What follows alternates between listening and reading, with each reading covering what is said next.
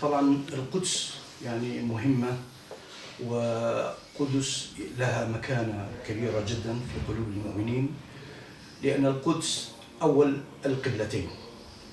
ثانيا هناك نصوص وردت بحق القدس، قال تعالى: سبحان الذي أسرى بعبده ليلا من المسجد الحرام إلى المسجد الأقصى الذي باركنا حوله. فالقدس مباركة ومقدسة ولها مكانة كبيرة في قلوب المسلمين، وتعتبر قضية القدس قضية محورية في حياة كل مسلم وكل مؤمن بالله وبرسوله. فالقدس عليه يعني، وثانيا القدس يعني من القدس نحن نعلم بأن الإسراء مسرى الرسول عليه الصلاة والسلام كان من القدس.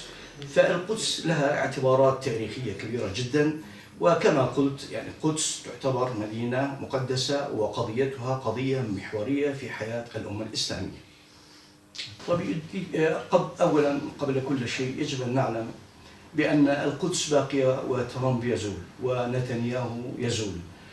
زائدا أن نتنياهو وترامب هم يعني كأنما يريدان أن يجدوا أو يجدان سفينة النجاة في قضية القدس، لأنهما كلاهما سوف يحاسبان برلمانيا، وكلاهما لهما ملفات كبيرة، ملفات فساد مالي كبير جدا. فقراراتهما يعني يخصهما مطلقا، وهم يذهبان وتبقى قضية القدس وتبقى القدس للأمة الإسلامية. هذا نحن منتهينا منه. ولكن يعني العتب ليس على ترامب ولا على كوشنر ولا على نتنياهو، العتب على أناس حضروا هذا الاجتماع الذي فيه أعلن بأن القدس كبضاعة تباع وتشترى، كسفير بحرين وسفير إمارات ومسؤولين، وأيضا يعني الدول العربية مع الأسف الشديد. أناس الذين يسيطرون على هذه الدول، لا نقول قياداتهم وإنما أناس الذين اغتصبوا بلاد الإسلامية، هم يعني كانوا طرف في البيع والشراء لهذه المدينة المباركة. وإلا القدس تبقى، قضيتها تبقى، وترامب يزول ونتنياهو يزول، وكل من شاركوا في قضية صفقة القرن، بيع قدس كسلعة، هؤلاء أيضا يذهبون ويذهبون إلى مزبلة التاريخ. كثيرون أرادوا الاقتراب من قدس وكانت مصيرهم الزوال. وكذلك هذه القرارات قرارات سطحية، قرارات طفولية، يعني لا طبعا بشرط إذا كنا نحن أصحاب القدس، وإلا هذه القرارات لا تنفع. أصلا هي قرارات مخالفة، يعني قرارات ما يقال أنها قرارات شرعية دولية أقلها يعني، وإلا القدس لأهلها إن شاء الله تعالى.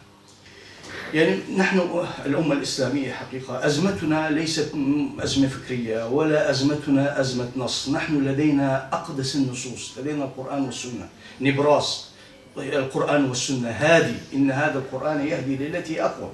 ولكن نحن أمة الإسلامية مشكلتنا ومشكلة القدس أيضا، هناك أمة حول القدس ولكن بلا قيادة. نحن مشكلتنا مشكلة الأمة الإسلامية مشكلة القيادة. لا توجد هناك قيادة رشيدة. قيادة أولا تتصف بصفتين من تاريخ الإسرائيليين، بني إسرائيل، حينما أراد موسى عليه السلام أن يدخلوا، طلب من قومه أن يدخلوا مسجد الأقصى، ماذا قالوا؟ قالوا إن فيها قوما جبارين. فقال رجلان من الذين يخافون أنعم الله عليهم ادخلوا عليهم الباب فإذا دخلتموه فإنكم غالبون وعلى الله فتوكلوا إن كنتم. في قيادتنا لا يوجد هناك لا الإيمان ولا التوكل على الله رب العالمين.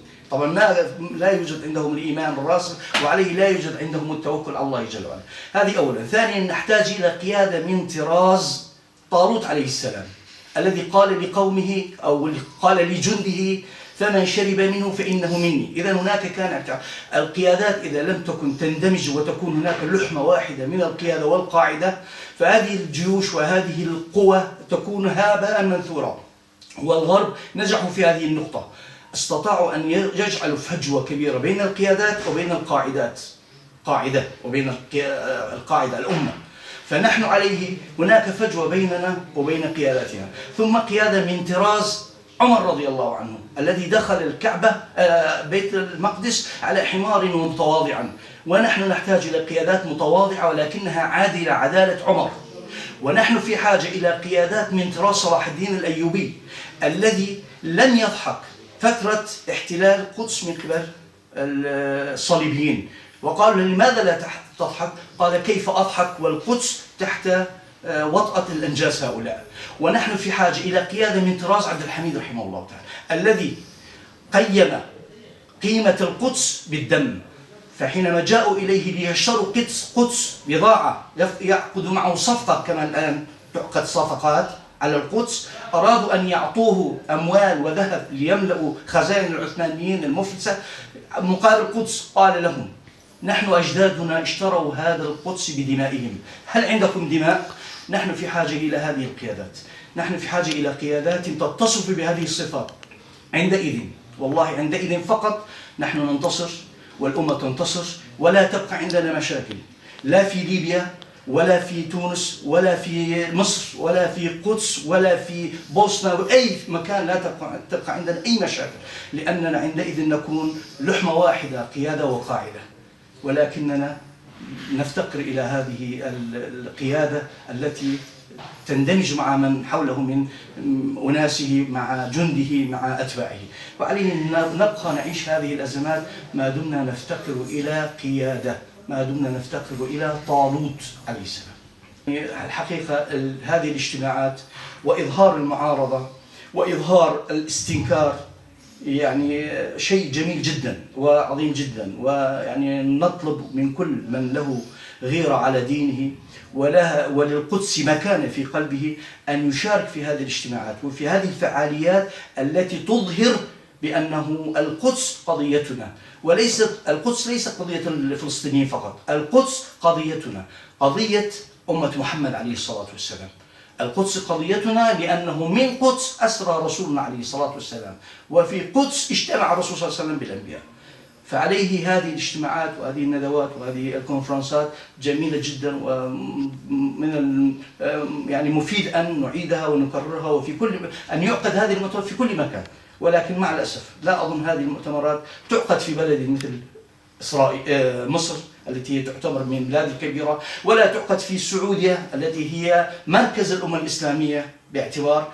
ومع الأسف مفروض في هذه الأماكن أيضا تعقد مثل هذه المؤتمرات الاستنكارية أقلها أضعف الإيمان كما يقال ضد إجراءات الزائلة لترامب الزائل ولنتنياهو الزائل إن شاء الله.